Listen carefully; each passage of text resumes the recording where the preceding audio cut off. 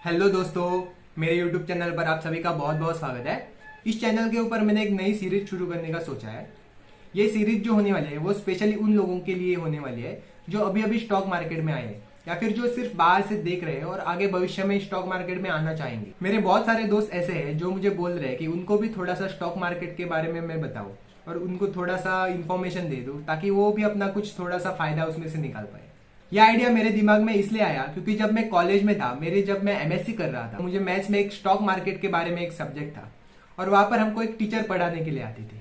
अब उनकी भी मैं यहाँ पर गलती नहीं कह सकता क्योंकि जो ऊपर से उनको बोला जाता है उनको वही पढ़ाना पड़ता है क्योंकि उनको सिलेबस भी कंप्लीट करना पड़ता है। तो जो हमारे टीचर थी वो आती थी और डायरेक्टली अपने स्टॉक मार्केट के बारे में बोलना स्टार्ट करती थी। अब उनको भी प्रैक्टिकल नॉलेज नहीं था, वो सीधा आकर हमको ये बताती थी कि आर्बिट्राज आप कैसे कर सकते हैं, जो कॉल होते हैं, पुट्स होते हैं, उनको बेचे, उनको खरीदे, उनके बाद हमको कैसे अपॉर्चुनिटीज मिलते हैं वहां पर, ये हमको सब बता देते।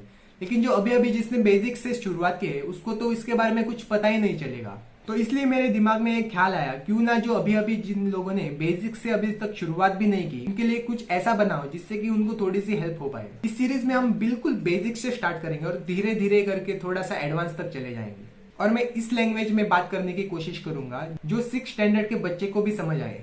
अगर कोई इंसान जॉब भी कर रहा है और उसको ज्यादा समय नहीं मिल पाता स्टॉक मार्केट के बारे में पढ़ने के लिए, तो वो भी इस बेसिक से इंफॉर्मेशन से अपनी इन्वेस्टिंग की जो जर्नी है उसको स्टार्ट कर पाएगा। तो ये मेरा जो मोटो था इस सीरीज को स्टार्ट करने के लिए था। अगर आप स्टॉक मार्केट अगर देखोगे तो उसके नाम से ही आपको पता चलता है, इसमें 2 वर्ड है, एक हुआ स्टॉक, दूसरा हुआ मार्केट। अब हम बिल्कुल बेसिक के ऊपर चले जाते हैं। अगर अपने आसपास जाकर देखेंगे तो आपको मार्केट तो आपको बिल्कुल मालूम पड़ जाएगा क्या होता है मार्केट। जैसे अगर आप आसपास घूमने के लिए चले गए तो आपको दिखता है कुछ सब्जी का मार्केट होता है, कोई फिश मार्केट होता है, कोई फ्रूट का मार्केट होता है। तो ये तो आपको क्लियर हो जाएगा मार्केट क्या है।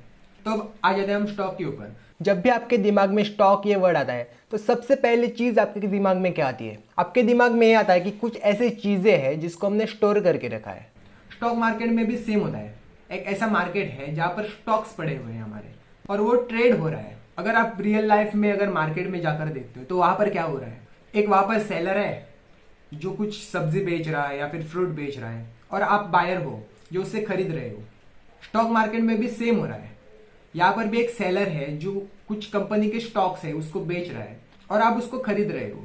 अब अगर हम फिर से उस सब्जी वाले के एग्जाम्पल पर आ जाते हैं, मान लीजिए आप सब्जी खरीदने के लिए गए हो और वो जो सब्जी वाला जो बेच रहा है उसने आपको बोला ये सब्जी 70 रुपए की है और आपके मन में क्या आएगा, ये थोड़ी सी महंगी है सब्जी, इसको 60 में होना चाहिए या फिर 50 में होना चाहिए। उसके बाद आप उस सेलर से बोलते हो, मतलब आप उससे बार्गेन करते हो कि मुझे ये बहुत महंगी लग रही है, मुझे आप 60 में दे दिए या फिर 50 में दीजिए। तो दोनों का जब भाव तोल जब हो जाता है तब एक रेट के ऊपर दोनों आ जाते हैं और वो रेट उस सब्जी का फिक्स हो जाता है। तो यहाँ पर दोनों का सौदा हो जाता है, बाय और सेल का। सेम हमारा स्टॉक मार्केट में होता है। यहाँ पर भी एक बायर है और सेलर है।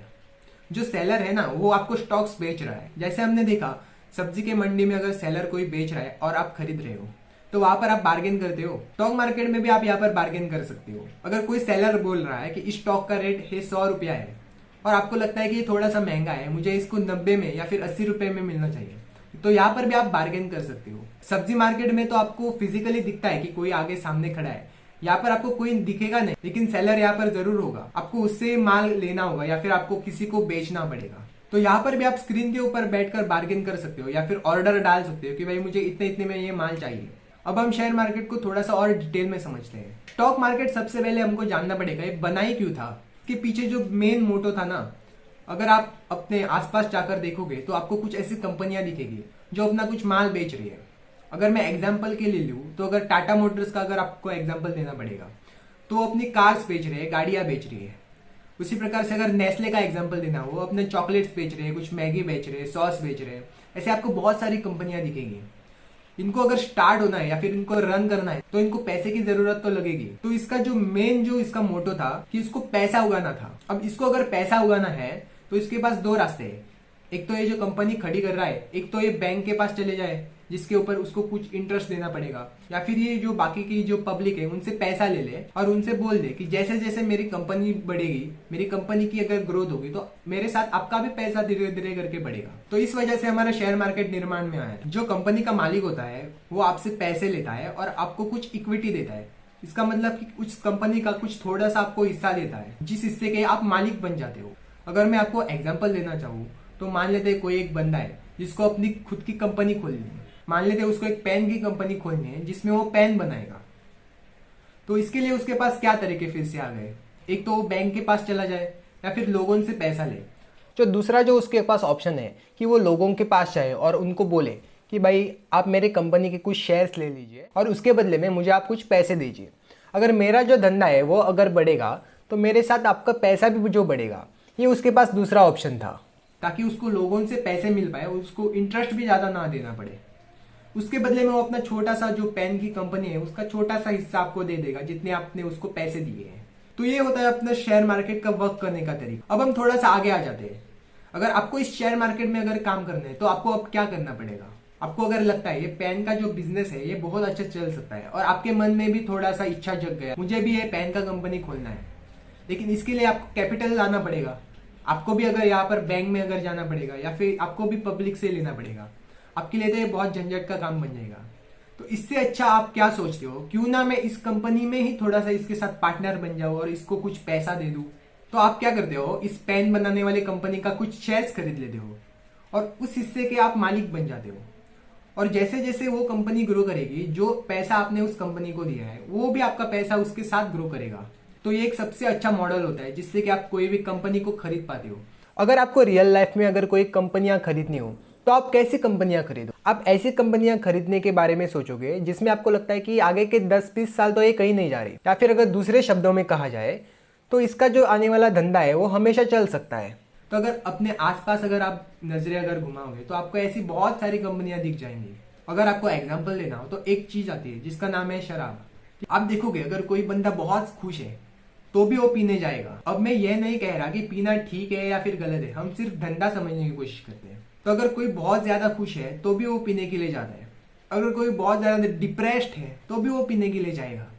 अगर उसको कुछ काम भी नहीं है ना तो भी आपने कुछ बंदे देखे हो जो हमेशा ही पीते ही रहते हैं। तो ये जो धंधा है ये हमेशा ही चलता ही रहेगा, क्योंकि इसमें कभी डाउनग्रेड नहीं आएगा। क्योंकि जैसे जैसे जनरेशन बढ़ेगी वैसे वैसे शराब का भी डिमांड भी बढ़ेगा। ये अपना एक एग्जांपल हो गया। अगर दूसरे उदाहरण के ऊपर मैं आना चाहूँ तो होता है अपना कपड़े का धंधा। आप कहाँ पर भी जाते हो, मान लेते हैं अभी फेस्टिवल चल रहा है या फिर आपको कहाँ पर बाहर भी अगर जाना है तो कपड़े तो आप पहनेंगे ना। तो कपड़े अगर आप पहनोगे तो ये धंधा भी धीरे धीरे ग्रो करेगा। फिर अगर हम इंडिया में अगर आसपास देखते हैं तो रोज सुबह जब होती है तो लोगों को चाय या फिर कॉफी पीने की आदत होती है। तो अगर रोज अगर लोग कॉफी पियेंगे, चाय पियेंगे, तो उन कंपनी का जो धंधा है वो भी धीरे धीरे ग्रो करेगा, वो तो कभी बंद नहीं पड़ेगा। अगर आप कहीं बाहर जा रहे हैं तो आप चप्पल पहनेंगे, शूज पहनेंगे, तो ये तो कभी खत्म नहीं होने वाला। तो ये कुछ साल जरूर चलेगा। तो अगर आप जॉब कर रहे हो और सारे खर्चे निकालने के बाद आपके पास अगर कुछ पैसा बच रहा है, अब आपके पास दो रास्ते हैं। एक तो आप इसको बैंक में एफडी करवा दीजिए या फिर कुछ ऐसी कंपनीज में इन्वेस्ट करिए, जैसे कि मैंने आपको अभी अभी एग्जांपल दिया, जिसके साथ आपके पैसे हैं वो उन कंपनियों के साथ साथ ग्रो कर पाएंगे और आपको एक अच्छा खासा रिटर्न दे सकते हैं। बैंक में अगर आप रखोगे तो सारा आपका इन्फ्लेशन खा जाएगा। इन्फ्लेशन माने तो जो महंगाई अभी बढ़ रही है ना, उतना ही आपका बैंक में पैसा बढ़ता है। तो आपका पैसा बढ़ नहीं रहा, वो धीरे धीरे खत्म हो रहा है। तो अगर आप ऐसी कंपनीज में अगर अपना पैसा इन्वेस्ट करेंगे तो उसके साथ आपका पैसा भी ग्रो करेगा, वो खत्म नहीं होगा, क्योंकि कंपनीज तो ग्रो ही करेंगी। अगर आप लॉन्गर टर्म में अगर देखोगे तो कोई भी कंपनी हो जो अच्छी खासी जो कंपनी प्रोडक्ट्स बनाती है ना, वो ग्रो ही करती है, वो कभी बंद नहीं पड़ती है। एक बार मेरा दोस्त मुझे पूछ रहा था तू काम क्या करता है भाई, तो मैंने उससे बोला मैं स्टॉक मार्केट में थोड़ा सा काम करता हूँ। तो स्टॉक मार्केट सुनते उसे कान खड़े हो गए। वो बोलने लगा ये जो स्टॉक मार्केट है ना एक दिन बंद पड़ जाएगा। कुछ सोच विचार करने के बाद मैंने उससे बोला कि अगर स्टॉक मार्केट अगर बंद पड़ गया तो सब कुछ बंद पड़ जाएगा, जो हमारे आसपास जो सारे काम चल रहे हैं वो भी तो बंद पड़ जाएंगे। अब ये बात सुनकर वो थोड़ा सा हैरान हो गया और मुझसे पूछने लगा तुम ऐसी बात क्यों कर रहे हो। उसको ये समझ नहीं आ रहा था कि स्टॉक मार्केट काम कैसे करता है। तो अगर आप स्टॉक मार्केट को ध्यान से देखोगे तो ये जो हमारे आसपास कंपनियां हैं ये अपनी कुछ चीज़ें बना रही है और उसको पब्लिक में बेच रही है। अगर हम मान लेते हैं स्टॉक मार्केट जो है वो पूरा का पूरा मान लेते हैं बंद पड़ गया, तो फिर उसके बाद क्या होगा। उसके बाद होगा ये कि जो ये सारी कंपनियां हैं जो अपने प्रोडक्ट्स बनाती है, जो मान लेते हैं कि कोई गाड़ी बना, कोई चॉकलेट्स बनाता है, कोई पेन बनाता है, कोई राइस ट्रांसपोर्ट करता है या फिर और कोई ऐसा प्रोडक्ट्स बनाते हैं, वो सब खत्म हो जाएगा। अगर ये सब खत्म हो गए तो अल्टीमेटली आप ही खत्म नहीं हो जाओगे। तो अगर आपको ही अगर अल्टीमेटली खत्म होना है तो स्टॉक मार्केट भी खत्म हो गया तो क्या फर्क पड़ता है। तो आपको इसके ऊपर बेट नहीं करना है कि स्टॉक मार्केट खत्म हो जाएगा। इसकी आपको सिर्फ प्रोबेबिलिटी देखनी है कि कितनी चांसेस है कि स्टॉक मार्केट खत्म हो सकता है। तो इसकी बहुत नेग्लिजिबल चांसेस है। तो अगर आप इसके साथ साथ अगर चलते हो तो आपको अच्छा खासा रिटर्न मिलने की प्रोबेबिलिटी बहुत ज्यादा है। तो आप ऐसे लोगों से दूर रहिए जो स्टॉक मार्केट को जुआ बोलते हैं। ये स्टॉक मार्केट के बारे में थोड़ी सी आपको डिटेल दे दी। अब थोड़ा सा हम इसके आगे चलते हैं। जब हम स्टॉक मार्केट के बारे में बात करते हैं उसमें अब सिर से दो ब्रांचेस आ जाती है। एक हो गया हमारा प्राइमरी मार्केट और दूसरा हो गया हमारा सेकेंडरी मार्केट। जैसे मैंने आपको अभी अभी बताया कि जो आदमी अपनी कंपनी खोल रहा है वो पहली बार आपको अगर हिस्सा दे रहा है तो वो जो अपना कंपनी का थोड़ा सा हिस्सा होता है वो कुछ लोगों को देता है और उनसे पैसे लेता है। तो ये आ जाता है हमारा प्राइमरी मार्केट में। यहाँ पर अभी तक ट्रेडिंग शुरू नहीं होती। अब हम आ जाते हैं सेकेंडरी मार्केट में। अगर मान लेते हैं कि आपने उस कंपनी का कुछ हिस्सा लिया है और उसके बदले उसको पैसे दिए हैं और अब आपको लगता है कि अब आगे इस कंपनी का कुछ भविष्य नहीं है या अब धीरे धीरे नीचे आ जाएगी। अब सेकेंडरी मार्केट में आप क्या कर सकते हो, जो आपके पास उसका हिस्सा है वो आप इस सेकेंडरी मार्केट में किसी और को बेच सकते हो। या फिर अगर इसके उल्टा हम ले ले, आपको लगता है कंपनी है वो आगे भविष्य में अच्छा करेगी तो आप इसको और यहाँ पर खरीद सकते हो। तो ये होता है हमारा सेकेंडरी मार्केट। तो आई गेस इस वीडियो में हमने बहुत कुछ बातचीत कर लिया है। अब अगले वीडियो में हम देखेंगे कि आपको अकाउंट कहाँ खोलना होता है, ये डीमैट अकाउंट क्या होता है, इसको बैंक के साथ कैसे लिंक करना होता है, उसके बाद आईपीओ क्या होता है, ये सब चीज़ें हम अगले वीडियो में डिस्कस करेंगे। अगर आपको ये वीडियो अच्छा लगा हो तो आप कमेंट में मुझे ज़रूर बताना। अपने दोस्तों के साथ इसको शेयर कीजिए। अगर आपको ऐसे ही वीडियो आगे देखने हैं तो इस चैनल को सब्सक्राइब कीजिए और जो बेल का आइकॉन है उसको दबाइए। आज के वीडियो के लिए बस इतना ही। अब मिलते हैं अगले वीडियो में, तब तक के लिए जय हिंद।